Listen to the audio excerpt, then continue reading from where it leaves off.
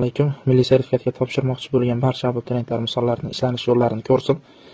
Demak, fevral oyigacha 1000 talik loyiha, ya'ni 1000 ta misol ko'rinadi va 1000 ta dolzarb misol. Demak, 1000 tadan bu birinchi misol. Boshladik. A va B nisbati 3-4 ta. Demak, qaranglar. A ni B ga nisbati bu 3 taqsim 4 ga teng ekan. Bu degani A teng bo'ladi 3 ta x ga. B teng bo'ladi nimaga? 4 ta x ga. Xo'p, ekuklari deyapti. Xo'p, 3 ta x va 4 ta x ning ekugi ayrilgan, demak ayrilgan 3 ta x va 4 ta x ning nimasi ekubi. Bular nimaga teng ekan? 132 ga teng ekan. Qaranglar.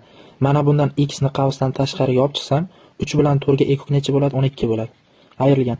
Bundan ham x ni qavsdan tashqariga olib chiqsam, 3 bilan 4 ga ekuk 1 bo'ladi. Ya'ni x barobar 132 ga teng. Demak, 10 bitta x teng bo'ladi 132 ga. Demak, x teng bo'ladi nechiga? 12 ga. Demak, A ni qiymati 36 ga teng ekan, B ni qiymati esa 48 ga teng ekan. Demak, ikkalasini bir-biriga qo'shsam javobim 84, ya'ni B variantda.